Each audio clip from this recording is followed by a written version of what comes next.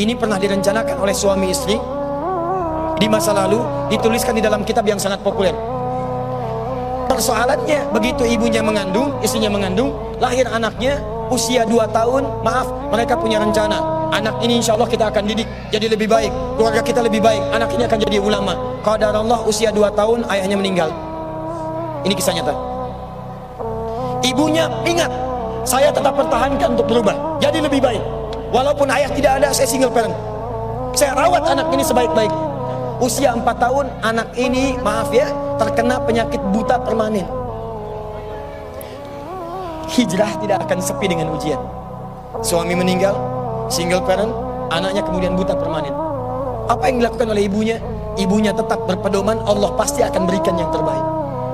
Anak ini kemudian terus didoakan, bangkit di malam hari, perbanyak kemudian tingkatkan ibadah. Ingat ya rumus ini, orang tua yang rajin ibadah maka boleh jadi kebaikannya akan diturunkan pada anaknya.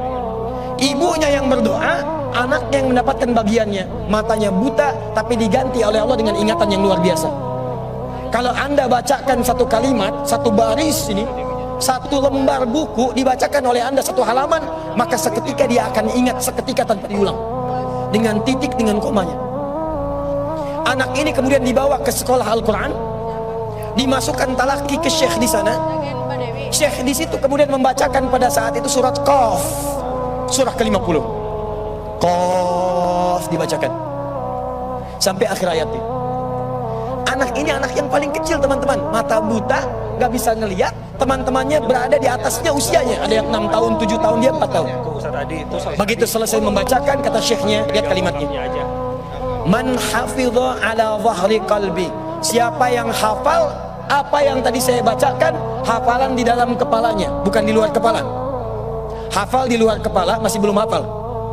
Kata syekhnya, hafal di dalam kepalanya. Tiba-tiba saat semuanya diam menyimpan tangannya begini, anak yang buta tadi mengangkat tangannya mengatakan, hafidtu ala zahri qalbi, saya sudah hafal. Syekhnya penasaran, kata syekhnya, bagaimana? Diambil anaknya ke depan, diminta baca, Masya Allah, bacaannya bukan hanya hafal, makhrajnya, sifat hurufnya, tajwidnya, semua mirip dengan syekhnya. Kata syekhnya, minal an tadrusul hadis, dari sejak sekarang ananda mesti belajar hadis. Pulang ke rumahnya, diantar oleh asisten rumah tangga ibu tadi. Begitu nyampe di rumahnya, wajahnya gembira, mengatakan pada ibunya, ummi, ummi, ummi, ummi, ibu, ibu, ibu, tadi saya dipuji oleh saya begini, ada kejadian begini, saya seperti ini. Kata anak ini, minal an uridul hadis, ma, sekarang saya pengen belajar hadis. Kata ibunya, ya bunayya iktafi bil Quran, anakku sayang, kamu punya keterbatasan, supaya kamu nggak capek sekarang Quran dulu, baru setelah itu hadis. Kata anaknya, lah, dia percaya pada gurunya, dia percaya pada keyakinannya, dia katakan, ma, saya pengen belajar hadis. Dia tinggalkan ibunya sambil meraba jalan begini ke kamarnya.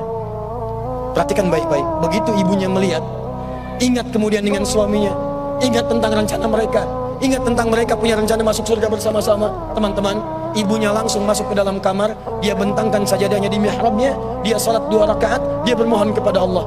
Saat sujud itulah dia tumpahkan segala keinginannya. Perhatikan kalimatnya, rahasianya ada di Quran surah ke-17 ayat 110 sampai dengan 111, paling kanan sebelah atas. Ya Allah yal basir, yalladzi ala kulli syai'in qadir, a'id basiratabni.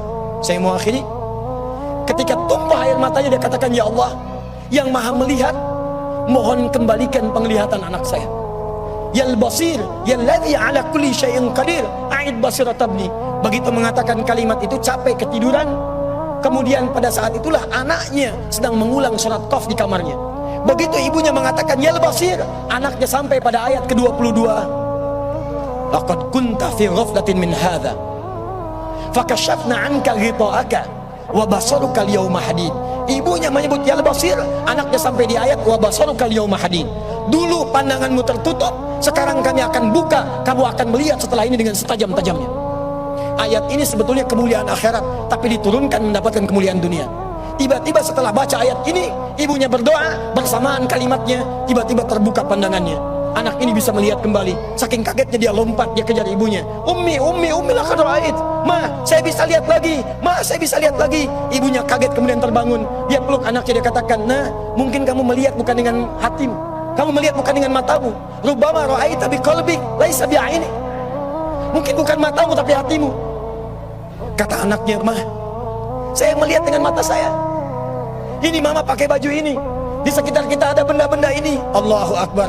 Ibunya kemudian yakin anak itu bisa melihat. Dipeluklah anaknya, keduanya kemudian menangis. Dan ibunya sejak saat itu yakin bahwa anak ini punya kemuliaan besar di masa depan.